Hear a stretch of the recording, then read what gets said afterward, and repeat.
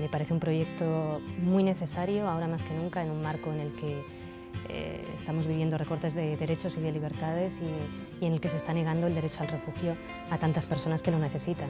Me marcó la reacción de la ciudadanía, el interés de tanta gente, lo cual demuestra que somos una sociedad en la que hay solidaridad y que puede estar interesada por determinadas realidades.